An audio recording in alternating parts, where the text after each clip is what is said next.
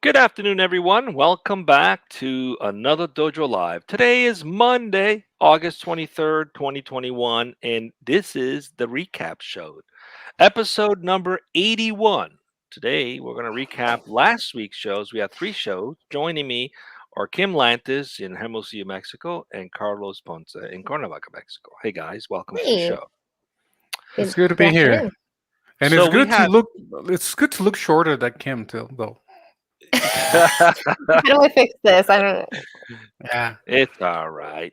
So we had three shows last week. The first show was with Lee D'Angelo, who's the CEO and co-founder at Dig and Tabby. Basically, we talked about pets and dating. Uh, the next show we Yeah. had was with Stefan Kalb, who is the CEO and co-founder at Shelf Engine. And the big question we answered is, can grocers compete with Amazon? And finally, how the virtual marketplace is refitting event services professional with Pedro Goes, who is the CEO at In Event. Very good shows, good conversation. I mean, the beautiful thing about what we do is that we discovered that there's something for everyone, right? I mean, the show about dating and pets. Who would hmm have thought that, there's 55% of singles have a pet, hmm and many of them have a different way of doing things. Like dog lovers are a certain way, cat lovers are another way, and sometimes dog lovers and cat lovers don't necessarily get along, which is why this app was created, right? To try to match up people based on their furry little animal companion. What did you guys think about that show? Yeah, I liked it a lot. First of all, I think it's two apps. Dig is one for the Hmm. dog lovers. Tabby is a second app for the cat lovers. And I think it taps into, I believe, what Lee referred to as like niche communities within dating apps, right? So it's this really nice, I think, first layer that's already done for you to know that you at least have something in common with every option on that dating site. And I think it's a really natural first sort of filter as well, right? Especially for us pet owners or not limited to owning a pet, but somebody who also wants to own a pet or is willing to have that type of element in their lives.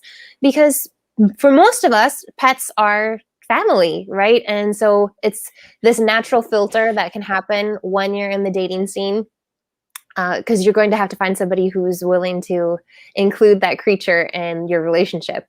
And I think it's just a nice natural icebreaker as well. Like even on that first interaction, that first date, there's always going to be a conversation piece, right? Who's your dog? Who's your cat? What are their names? What do they like?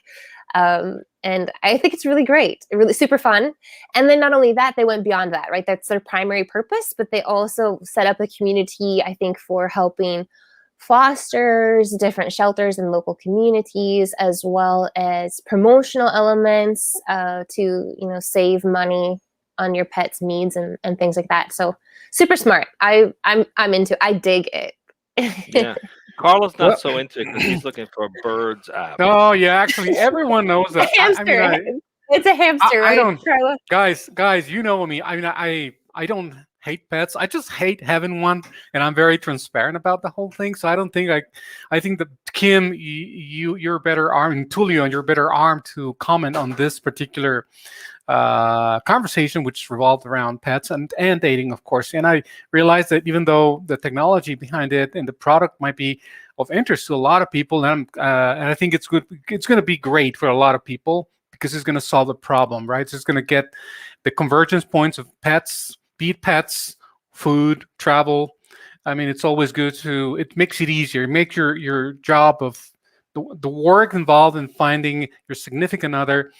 I mean, it's Mhm. I see the convenience and it makes sense, right, to find a convergence point. Yeah. So I'm grateful for that. I know I'm glad for a lot of people who are might be in the need of finding something a solution like this. As for me, uh, then if you ask me what of the three conversations we had, what I found most appealing was definitely the one with Calv, with Stefan Calv, and I'm sort of uh, um, I'm not gonna say freak, but I'm very interested in the phenomenon of of what goes on in the supermarket once you set foot in there, and everything you see and everything behind the world of groceries and all there's always two sides to it, which is the convenience and then the dark sides of waste, so all these things that are unavoidable, at least the way things are right now. So anything that can be done towards finding a solution to solve the waste problem, Hmm.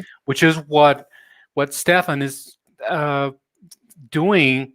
I mean, it's something that definitely deserves as much exposure as possible and as much involvement as possible from everybody.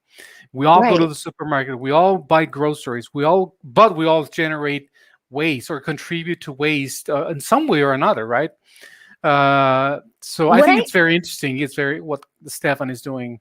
I So loved the ecological impact of what Shelf Engine is doing, but the mhm. economical impact as well. Going back to his tagline of can grocers compete with Amazon? I mean, ultimately the answer is probably no, right? But sort of like what Dig and Tabby do, this niche community, and what they're tapping into is allowing grocers to really get great at the fresh foods, the foods that expire quickly, and really tapping into just the provider element of that. And the guarantee, speaking of cats, here comes one. That's Dory, everyone. So the guarantee that they have at Shelf Engine blew me away, that whatever goes to waste using their platform, Shelf Engine actually reimburses you for it. Like, so there's like a 100% guarantee, no risk. They're that confident in their technology and their capability, which I Yeah. I mean, we could talk about that one for a while, but in interest of time, let's continue on with the other one we had with Pedro Goes. Uh, it was an interesting, eye-opening about what's going on in the event space. The pandemic has changed dramatically what it means to attend an event. Everything is virtual, but that's not going to last forever. And you'll go back uh-uh. to having physical events, and there's still actually physical events happening right now in different parts of the world, different parts of the country. But this idea of having a marketplace where you can go and get everything you need, whether it's A someone to one-stop help you shop. prepare, the technology, the venue, the catering, is a one-stop shop, which makes it convenient. It puts the power in everyone who wants to basically do an event and have access to that kind of expertise. So it's good to And the see how, hybrid nature of making it so yeah, you can split. You can do the physical event, and for those who cannot or do not wish to join physically, can have that right. similar experience virtually, and just And that, the ease of and that's the thing. There's something for everyone, right? Not everybody likes to shop for their food for the week. Some people like to get it fresh every day. So Amazon can't compete with that. People want to. That's why they acquired Whole Foods, right? So people can go. A lot of people go to Whole Foods and get their fresh meal for the day. Mhm. So there's something for everyone. That's the beautiful thing about this is the more and more time goes by, we've gone from digitizing things, and now it's all about personalization. This theme of personalization continues to bubble up, and it's something that's been going on for almost 2 decades. But we're seeing more of that, and Mhm. we're seeing the actuality of that now. All right, so we're almost up on time. We promised to do this in 10 minutes. What do we got coming up this week, Carlos? 3 shows, Tulio. Tomorrow, Harrison Tang, the CEO of Spokeo, the future of data revolution. That's the topic. Wednesday, Eric Chabille, the founder and CEO of Chair, and the topic will be shared home ownership, a faster way to build equity and access home ownership. And finally, on Thursday, we're going to be speaking with Govind Rangasamy, the CEO of Apranix. I don't have the topic yet, but the platform is basically a cloud application resilience platform to make your distributed cloud applications resilient, basically with a cloud native protection and recovery of all resources, services, and dependencies. That's right off the website now. I cheated. So what? Okay. So yeah, that's what we have right here on Dojo Live, 12 p.m. Pacific, Tuesday, Wednesday, and Thursday. Join us and be safe, everyone. See you back tomorrow at 12. Bye.